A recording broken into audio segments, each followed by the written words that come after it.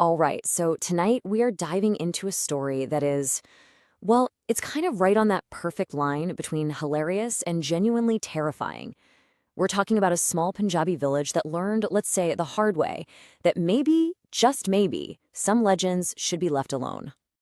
Yep, this is the story of a place called Chakk Bhootanwala, a village that was pretty sure it knew better than to believe in ghosts.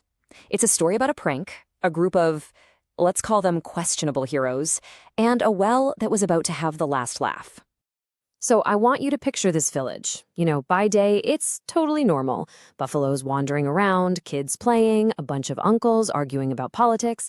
But when the sun goes down, two things kind of take over. The spooky stories told by this one guy, Bill Ataya, and the legend of a very specific well, the one hiding behind the old banyan tree.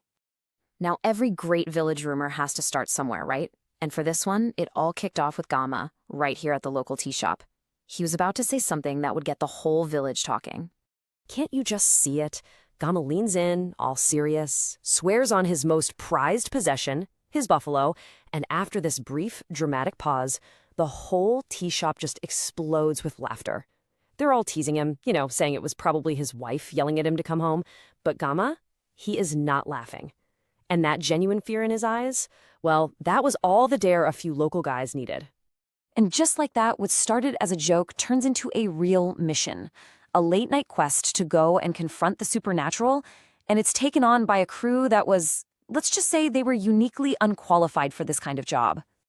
And here they are, our four brave adventurers. You've got Papu the mechanic, then there's Javed, the DJ, who's always ready to play a wedding song.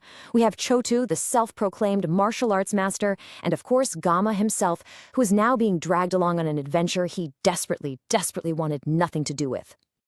So their plan was, let's call it straightforward. Step 1, meet up at midnight. Step 2, walk to the supposedly haunted well. And Step 3, confirm that there are, in fact, no ghosts. Simple, right? I mean, what could possibly go wrong? So the crew makes their way to the well, and this is where their brilliant plan starts to fall apart. As they're walking through the dark, the whole mood shifts from, tough guy bravado to actual, genuine fear.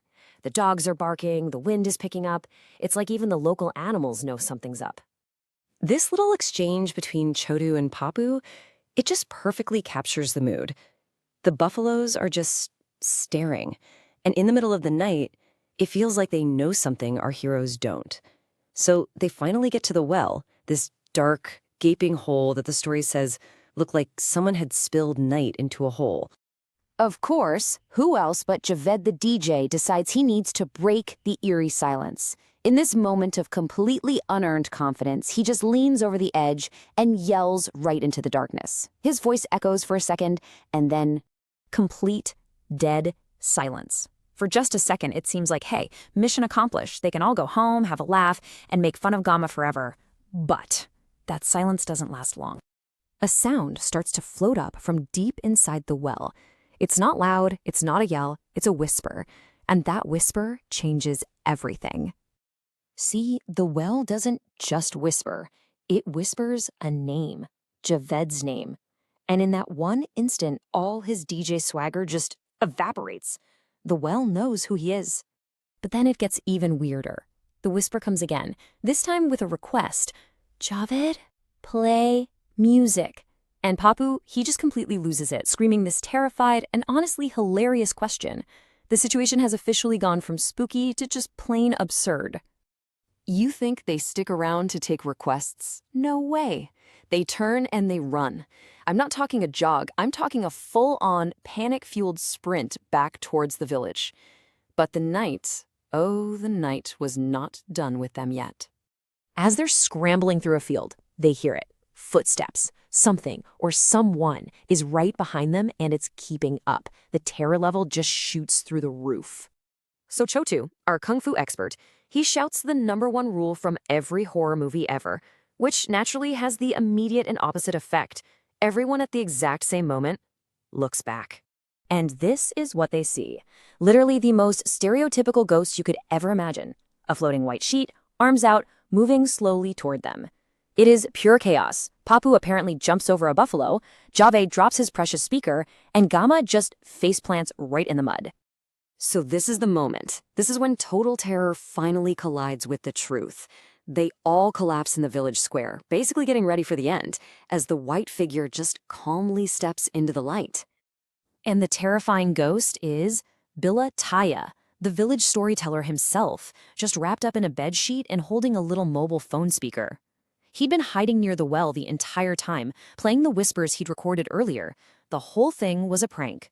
Javed confronts him, still trying to catch his breath, but Billa Taya has zero remorse. To him, seeing 4 grown men screaming and running away from a bedsheet was absolutely 100% worth it. So, okay, everyone's laughing now, the tension's broken, and it feels like our story is over. Gama, still covered in mud, asks for one last confirmation. So the well isn't haunted? And that is when the real horror starts. A whisper, a real one, clear as day, floats up from the direction of the well, and it calls Billa's name. Billa just freezes and says, that wasn't me. Then the voice comes again, with a very specific, very chilling request for the prankster. He didn't just play a prank. He apparently stole from whatever was down there. And this time when he screams, everyone runs right along with him. Which really leaves us with one final lingering question. After hearing all that, if you ever heard a call coming from the darkness, would you dare to answer it? Maybe some legends are better off just being stories.